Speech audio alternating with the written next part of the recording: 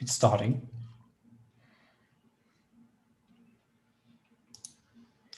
And I think we are live. So I'm sharing my screen. All right, everyone.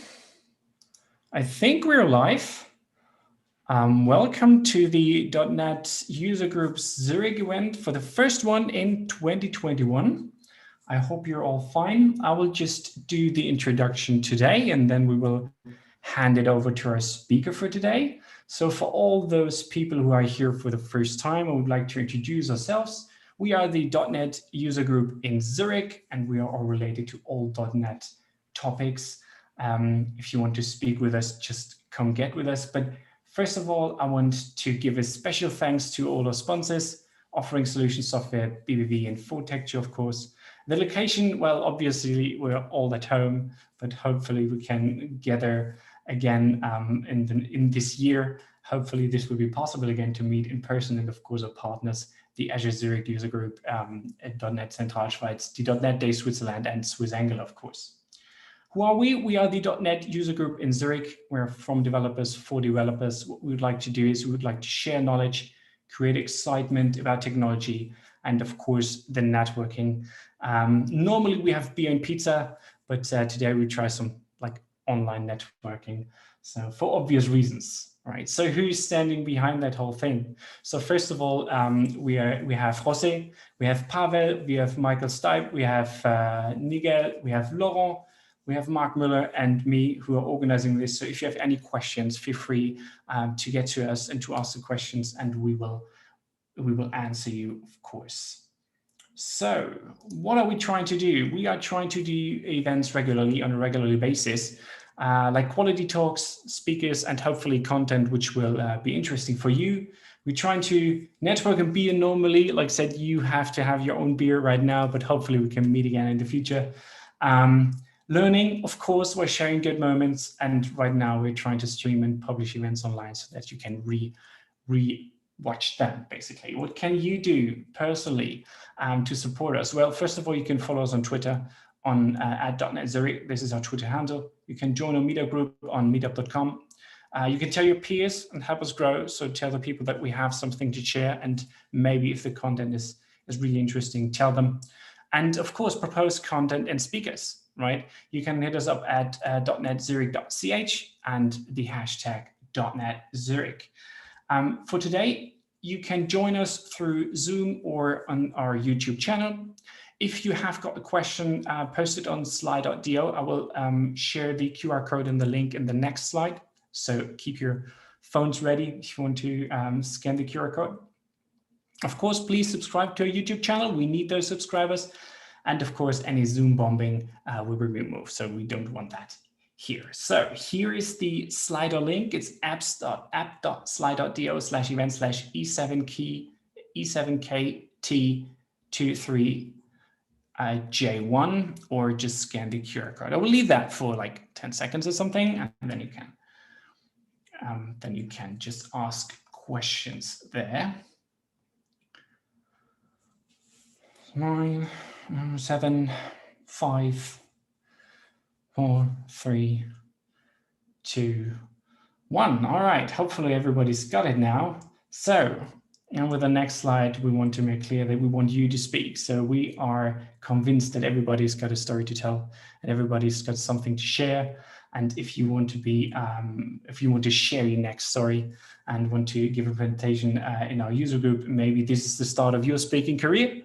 So we really would like to see you speaking here. So if you want to, just contact any one of us. We are glad to help.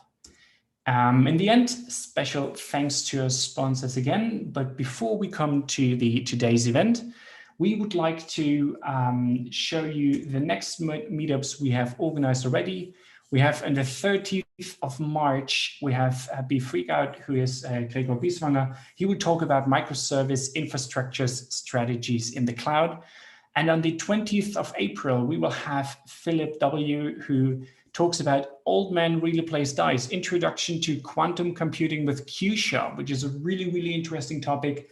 And on Thursday, the 13th of May, we have Thomas Claudius Huber, the legend, WinUI 3.0, building modern desktop apps with .NET and C#.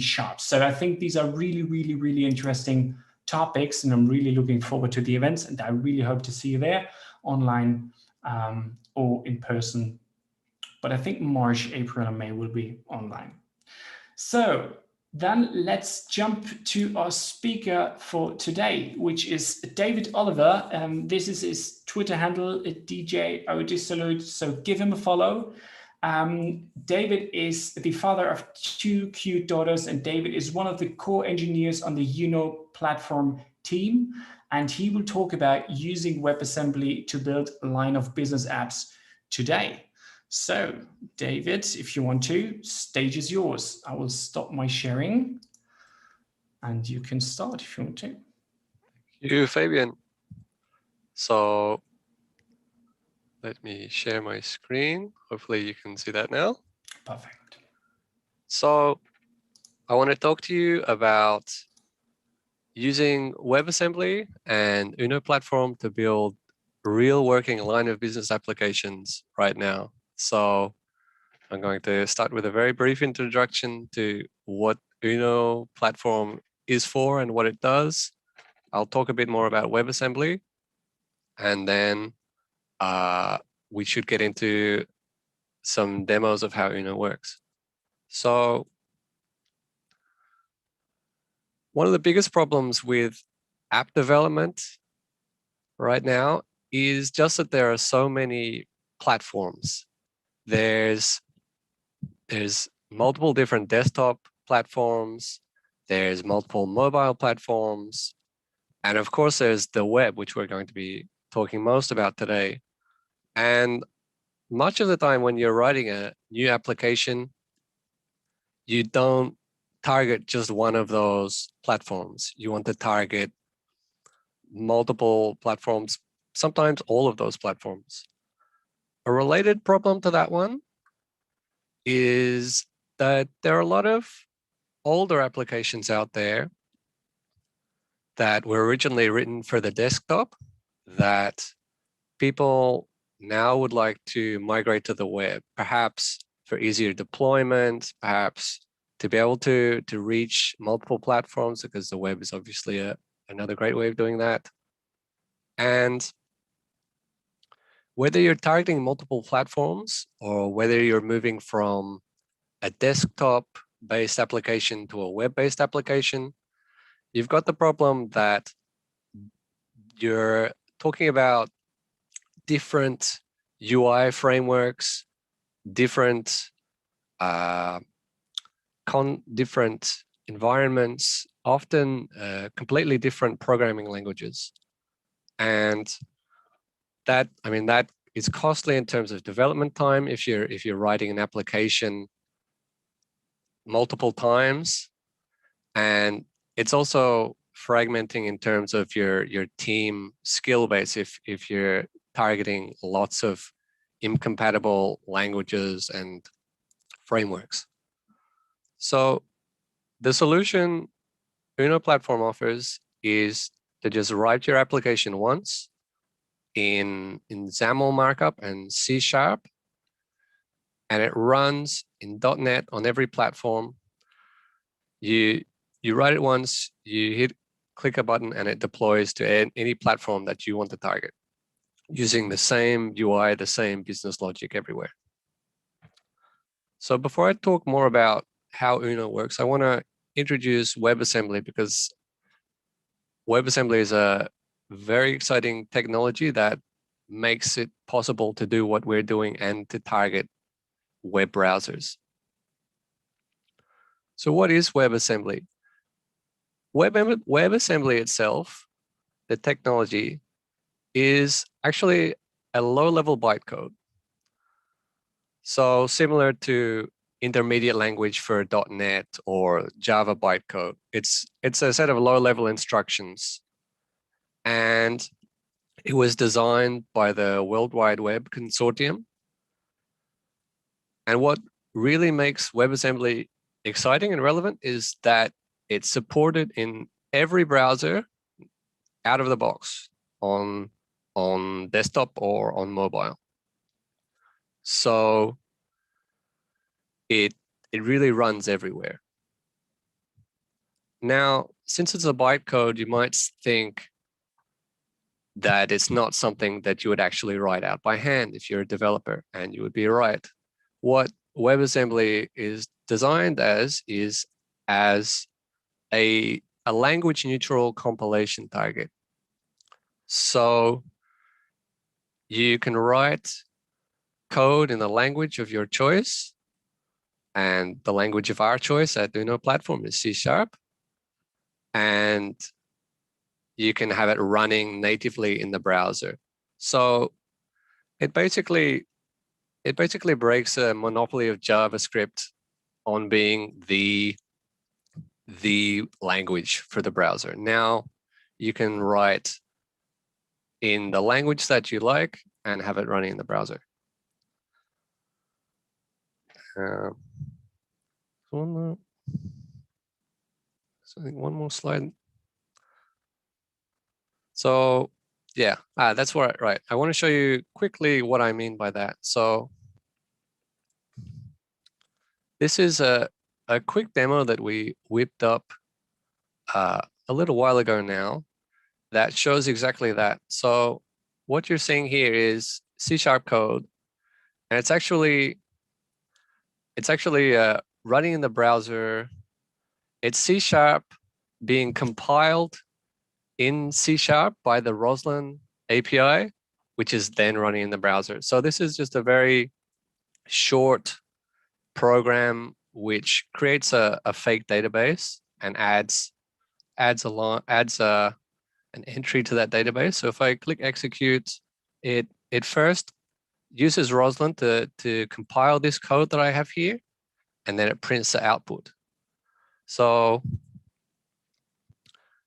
what you can see, actually I didn't realize this, what you see is multiple strings that are persisted because I was running this yesterday when I was rehearsing my talk.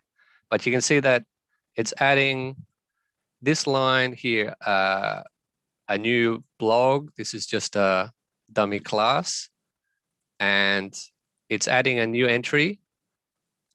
And if I change this now to say platform.uno blog Zurich. If I run it now, we should see one additional entry there. And the interesting thing to note about this is that it's all running locally on my machine. There's nothing going across the wire. There's no C# code running on a server somewhere that's getting sent back to the client. This is actually C# running in the client. So some other things to know about WebAssembly is that it opens the door to a lot of performance benefits. Part of that is just not being JavaScript. I mean, JavaScript is a language that was not designed to be performant in all situations. So WebAssembly opens up the possibility to get much better performance in particular scenarios. For example, I think floating point calculation intensive operations are something that benefits a lot from being written in WebAssembly. But also beyond that, there was an opportunity with WebAssembly to learn a lot of lessons about performance and apply them. So one example of that is that with JavaScript, if you download a chunk of JavaScript, before it can actually run in the browser, it has to compile, and it can't compile until all of the JavaScript is downloaded, and then it has to compile on the UI thread. WebAssembly, on the other hand, what it can do is streaming compilation. So as soon as it starts downloading, it can start compiling chunks of WebAssembly from a WebAssembly module at a time. And it can do that on multiple background threads. So that basically once the WebAssembly module is fully downloaded, it's compiled and ready to go almost immediately. The other important thing to know about WebAssembly is that it runs in the same security context as JavaScript. So it's in the same sandbox where it has access to a limited set of operations. So that means it's not going to go the same route as third-party plugins like Flash and Silverlight that were eventually deemed by the browser vendors to just present too great of a security vulnerability because they allowed executing arbitrary operations. So WebAssembly really runs in exactly the same security context as JavaScript. So Uno platform, as I mentioned, is letting you write XAML and C# and to run it on pretty much any platform, including web browsers using WebAssembly. And Uno is compatible with the UWP API or the WinUI 3 API. It's compatible with both, in fact. So what that means is that when you run an Uno platform application on Windows, you're actually just running a UWP application. Uno is not in the picture there. And then on Linux, macOS, Android, iOS, and WebAssembly, Uno takes the code that is compatible with UWP and makes it run natively on all those platforms. And what I mean when I say natively is that it's tapping into the native UI framework for each platform. So specifically for the web, the UI that you declare in your XAML markup, that ultimately gets converted by Uno into HTML elements. But at the same time, we also, by default, enable pixel perfect rendering, by which I mean that what you see on one platform, for example, if you run your application on Windows, will be what you see when you run your application in WebAssembly, down to the last pixel. So we do that by taking control of exactly where the HTML elements are laid out on screen and how they're rendered. So we feel that approach really strikes a perfect balance between having access to the native platform and the functionality that comes along with that, like accessibility support, but at the same time giving a consistent development experience. And it's also good to note that if you want to customize the appearance per platform or for all platforms, that's very easy to do as well. And that's because of the very powerful templating and styling API that's part of WinUI and Uno. So that's a great point to create our first Uno app. So I'm going to tab into into Visual Studio. I'm going to create a new project. Now, I've already got the Uno platform cross-platform app template available. If you didn't have that, you just need to go to the Visual Studio Marketplace and install the Uno extension. Just search for Uno and you'll find it. So I'll create my application. Let's call that Uno demo. So it's going to create a lot of projects by default. So what we see here on the side, we see that I have one shared project, and this is where my application code actually lives. And then we have one project for each target platform. And I don't actually need all these projects right now. I'm just going to unload all of them except the Windows project. So then we can look at the main page. I've just got a simple hello world here at the moment. And I notice the zoom toolbar is right over my Visual Studio toolbar, but hopefully I can still function. So we'll run that.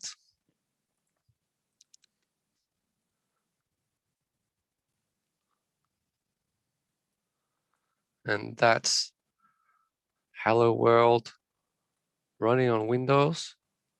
Let's amend this since I'm trying to imagine that I'm in Zurich.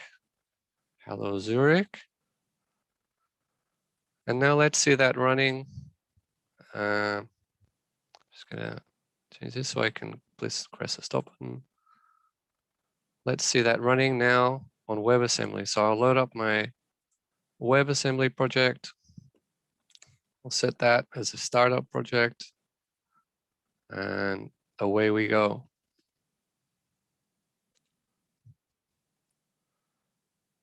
And you'll notice that it's actually just a .NET Standard 2.0 project. So there's, if you've done cross-platform development for Android or iOS, for example, you will have perhaps noticed that there's specific target identifiers associated with those platforms, whereas WebAssembly, it's just a .NET Standard binary. So here we are running in WebAssembly.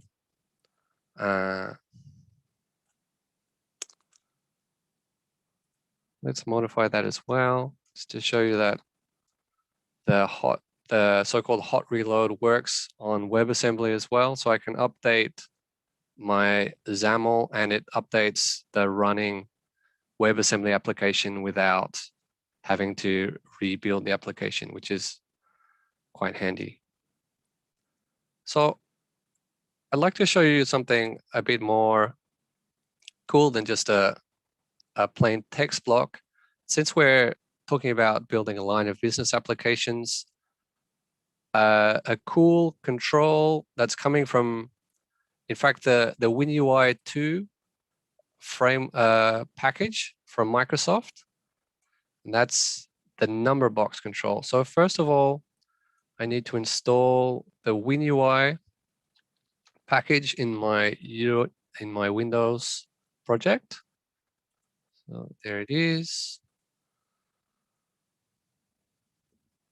Yes, please.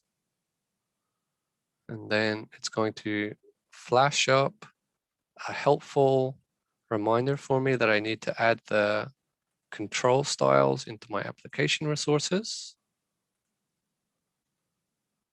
Great. And now if I add the WinUI namespace, I will be able to use the number box control.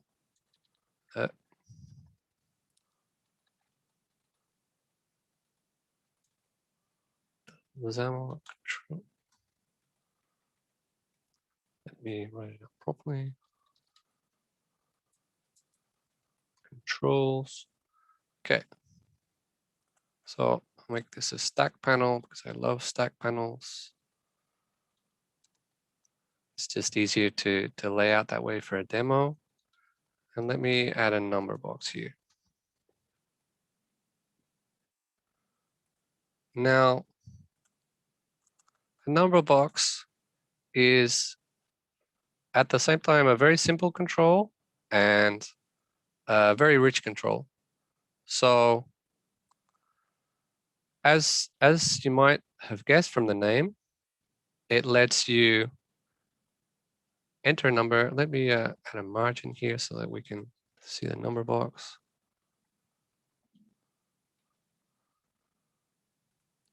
So you can add a number. Let me put that on one side of the screen. Okay. Add a number in here, and if we give a name to this, then we can data bind it to the text block we've got below. My number box.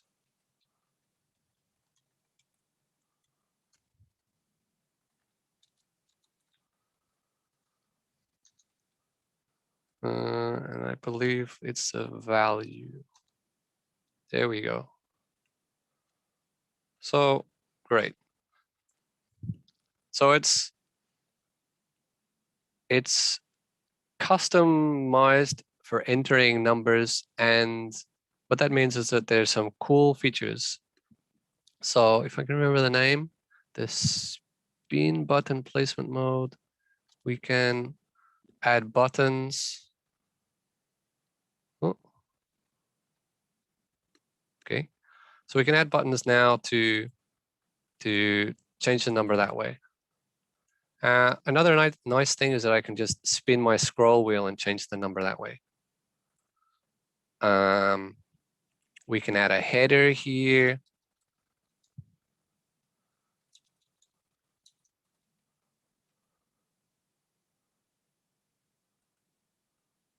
Okay, so you can see the header.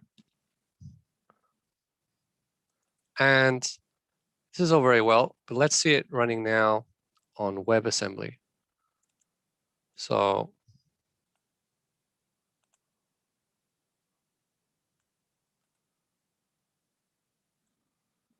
I'll run it on WebAssembly.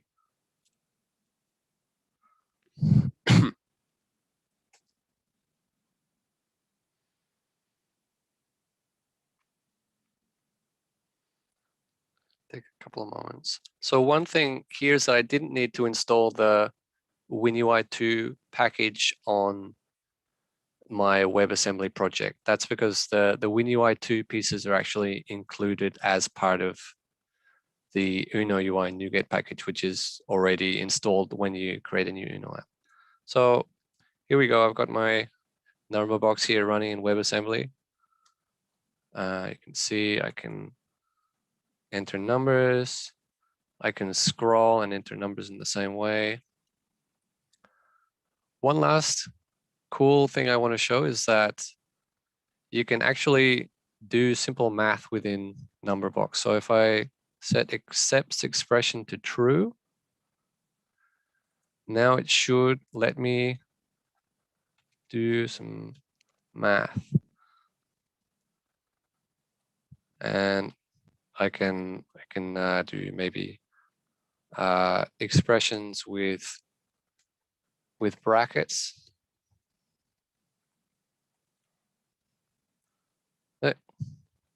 Excuse me.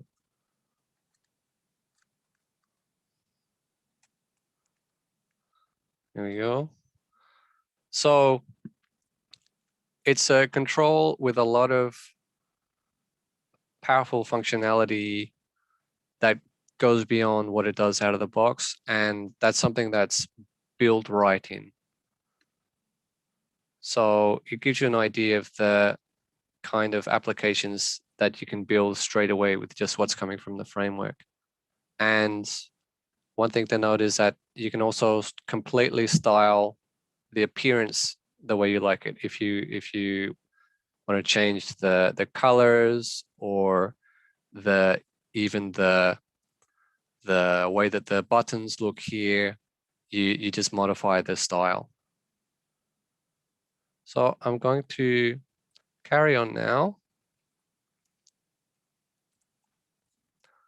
I'm not going to go through all of those features one by one, but essentially, if you've done UWP development, then pretty much all the XAML features you would expect are there. And if you've done WPF or maybe Silverlight, then it's also pretty similar. And if you want to check out more controls and features in action, you can see them running at gallery.platform.uno. So there's lots of controls, including XAML snippets that you can copy into an application and try them out yourself.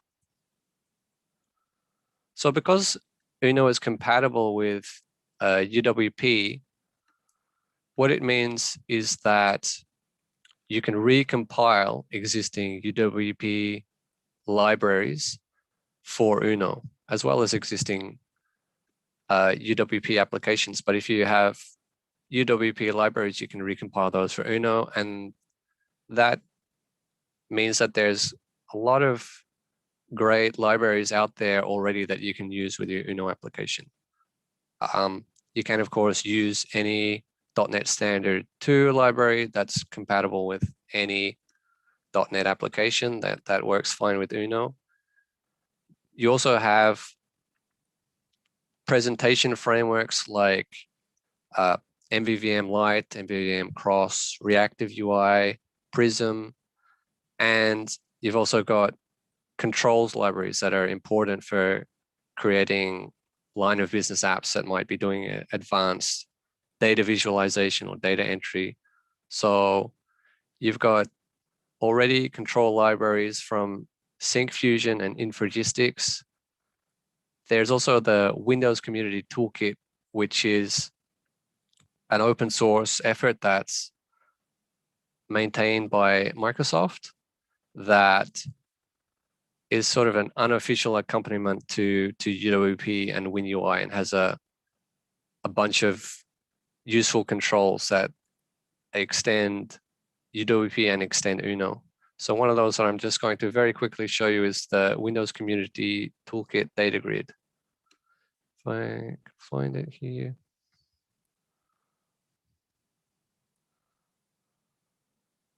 Okay, here it is. So this is running here in WebAssembly. You can see I've got a whole bunch of items here, kind of the standard XL-Lite display, and I can click here, I can edit one of these items. I can navigate with the keyboard. So this is obviously very useful if you need to manage large amounts of data and you need to potentially allow manipulating or editing large amounts of data in your application.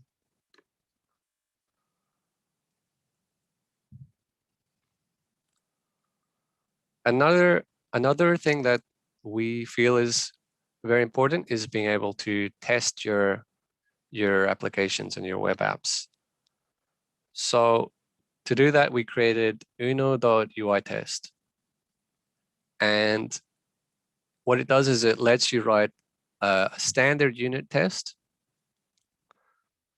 that can interact with your application. So anything that a user could do to the application, the Uno.UITest framework can do. So you can enter text into text boxes, you can tap, you can scroll, you can break your application in the same way that a real user would break the application. And you can check for dependency property values, so values on elements. You can check for text. You can check that the actual pixels at a particular point are what you expect. And that's based on the Xamarin UI test API for iOS and Android, and we've made it run on WebAssembly. So that's a free open source tool, just like Uno itself is. We use it with Uno itself to verify that everything works, and you can use it in your applications. I'm going to talk now a bit about some third-party controls for Uno. One of these is the Syncfusion SF chart control. So this was something released by Syncfusion a little while ago. And you can see that you can create a bunch of different charts with that. I'm going to show you a demo. So I'll close this one. I'll open Syncfusion sample. I can't see it. And I'll run this on WebAssembly.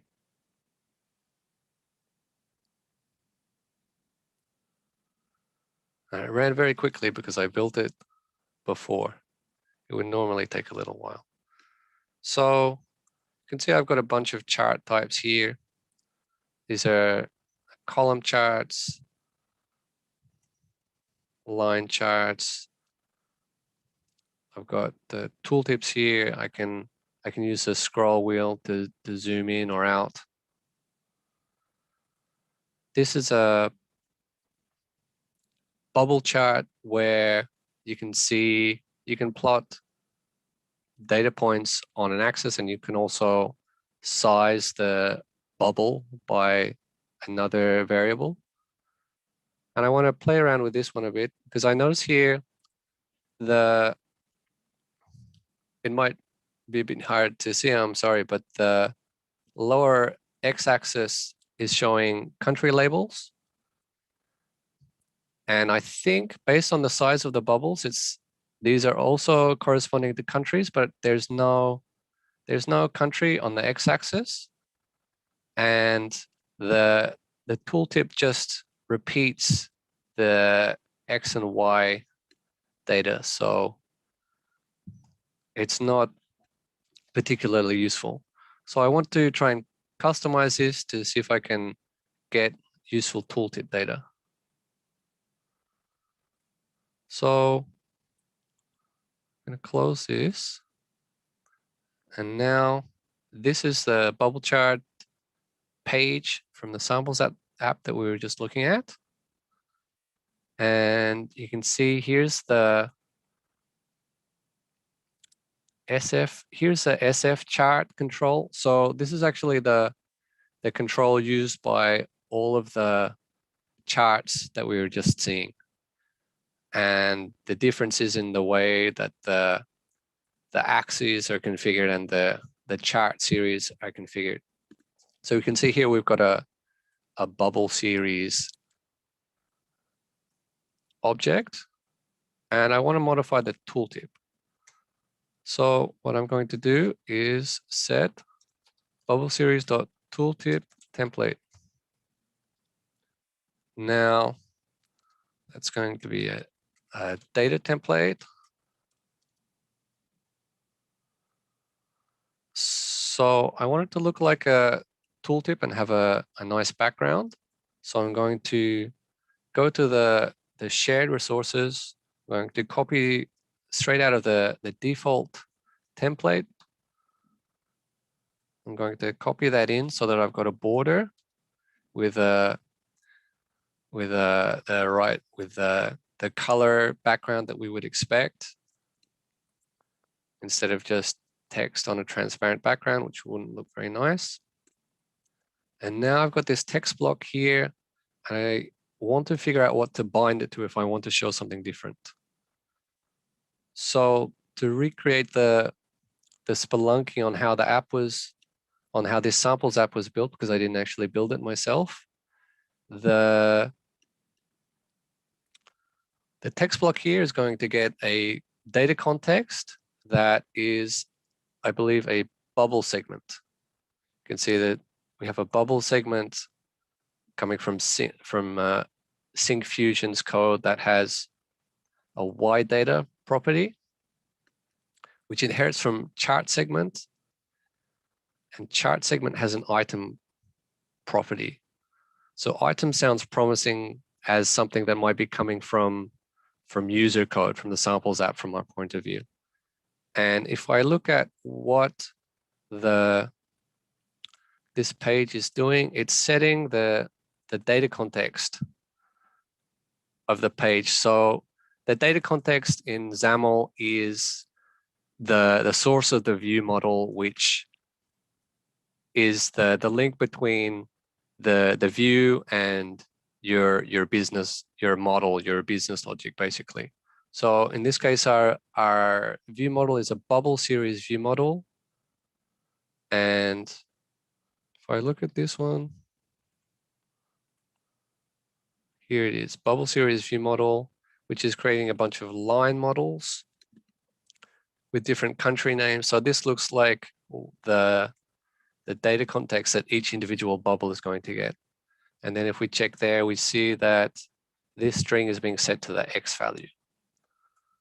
So if I'm correct, what we should be doing here is binding to the item on the bubble segment and then to the, what did I just say? To the X value property.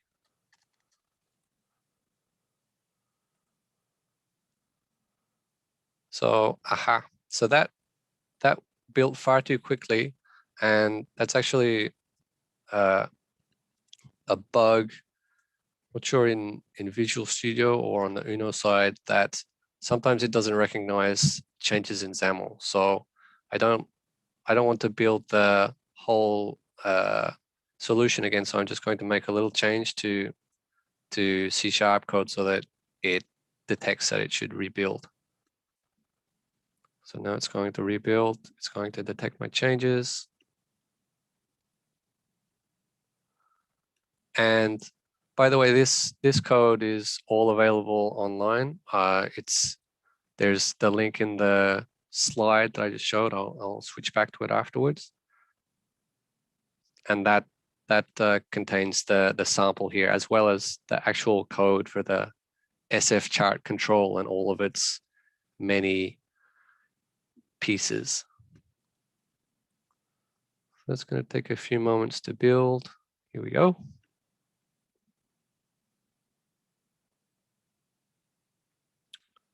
So if we go to our bubble chart again now, you can see I got it right. And now we can see our country label in the tooltip. So that gives you hopefully a sense that you can customize the control. And in fact, the customization options go far beyond that. There's really a lot of functionality built into these controls.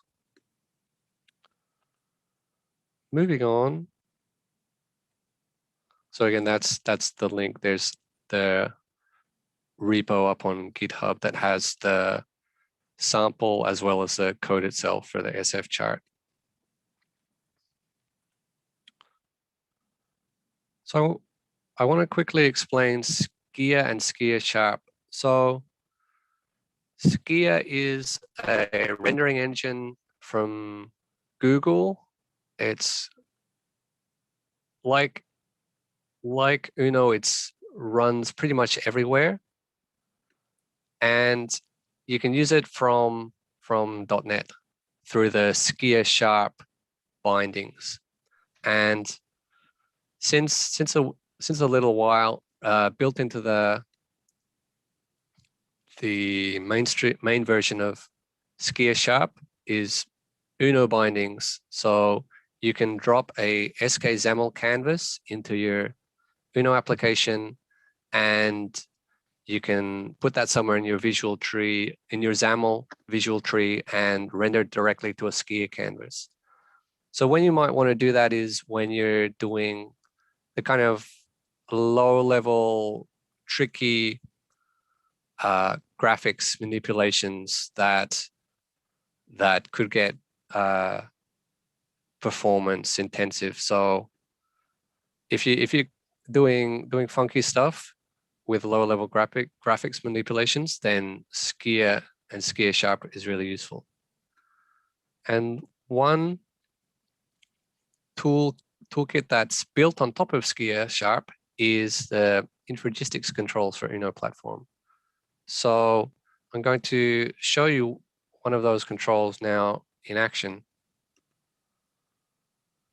I'll close this one and open this demo. So this is a pretty simple application. I'll start that running.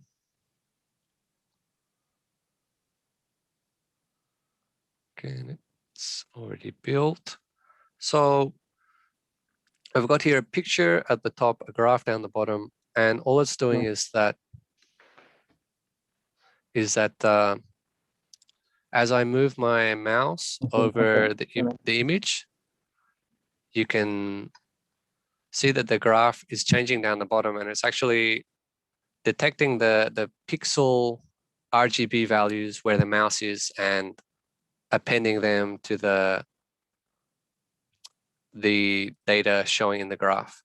So if I move my mouse over a red billboard, you can see that there's a larger red component now in the signal. If I move it over the green part, there's a larger green component. And you can see that the performance is pretty great here. And I've also got nice interactive features like being able to hover over any point and see what the values are for each series there, and I can also zoom in and out. So again, let's make a quick customization. So one thing we could do, for example, here is that if I look at the data source for this, it's binding to the line series is binding to the hovered colors, and that is coming from here, I believe. Yes. So it's binding to the color data series, and you can see that we've got alpha, red, blue, green. We don't bother to display the alpha because it's not there's no transparency in this image. But we see that we could, for example, add another color here. So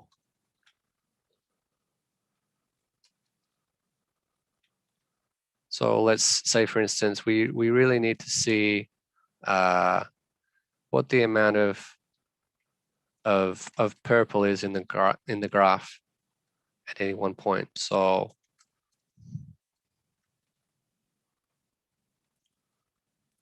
we can add a purple property, and then I can create a new line series. I'm going to give it a different name because XAML doesn't like two things to have the same name.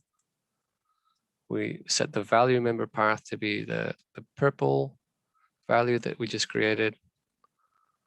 And we can, I'm not sure why there's two brushes here, but we will change them both to purple just to be on the safe side. So now it is purple and it looks purple. So if we run that again, hopefully I haven't left anything out and this will work.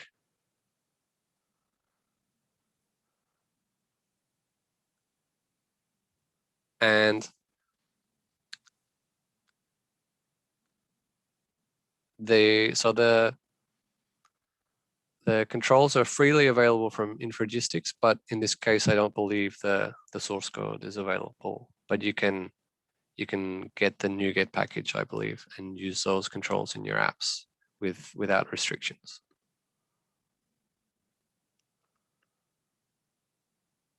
It's going to take a few moments.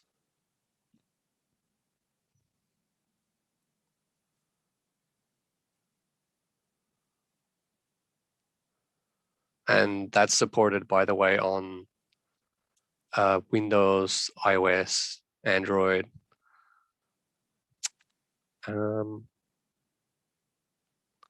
Possibly Mac OS. I'm not 100% certain about that. But in addition to the WebAssembly, which we're looking at right now. So you can see now I've got 4 traces here. And if I hover over sort of a pinkish area, you can see indeed I've got a new purple series here, and it seems to be roughly in between red and blue, which makes sense to me.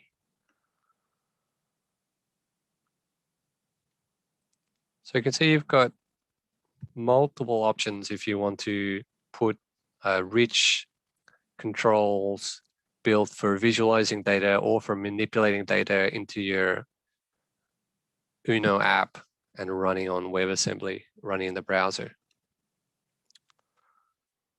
I'm going to wrap up pretty soon, but I first want to talk about what's on the horizon for Uno.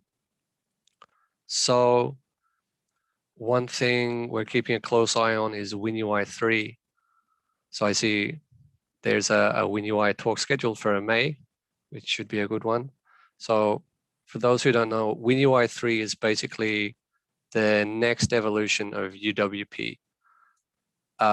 From the perspective of writing your app, it's a very similar API. The main difference is that the namespaces all change from Windows.UI.XAML to Microsoft.UI.XAML, but it makes some exciting changes to the way that you can build your app and deliver your app. That's going to be very exciting going forward. We're closely tracking what the WinUI 3 team are doing. We offer 2 flavors of Uno, one that is compatible with the UWP namespaces and one that's compatible with WinUI 3. So you can try WinUI 3 preview with Uno right now. We release a new compatible version of Uno each time that there's a new WinUI 3 preview, and we'll definitely be tracking them closely going forward as WinUI 3 gets a proper release sometime this year. We're adding new controls all the time. So some, for example, that we've added recently are tab view and support for having nested items in navigation view using the new items repeater control. Another thing that we're working on heavily is performance. So particularly on WebAssembly, since it's a relatively new technology in the new runtime, where we're coming up with fixes all the time, sometimes on the Uno side, sometimes on the Microsoft side in the .NET runtime itself. And we get a lot of great support from the team at Microsoft working on the .NET runtime for WebAssembly, and they're very active in improving the experience there and in fixing problems or improving performance there. So that's almost all from me. One thing I just want to say is please take just a few short moments to let us know how you found the presentation. There's the URL there, and you'll go into a draw to win access to the Introduction to Uno Platform course on Udemy. That's all for me. Thanks very much. All right, David, thank you very much. That was a really, really nice presentation. I really enjoyed it. I'm just looking out for questions. So to the audience, if you have any questions, you can drop them now into the Slido or in Zoom if you want to. Just waiting a few seconds for questions to appear. So right now we don't have any. So I think everything was crystal clear. Okay. All right. All right. So thank you very much. I will stop the live stream now, and hopefully we can meet at the other events we are planning in the future. So thank you very much for your presentation. We will stay in that Zoom call if you want to connect, if you want to chat outside of the YouTube stream, you can totally do that. I think we will grab a beer or something, and then we can have a nice chat. So otherwise, I say just hit the subscribe button if you really liked it on YouTube, and thank you, and until the next time.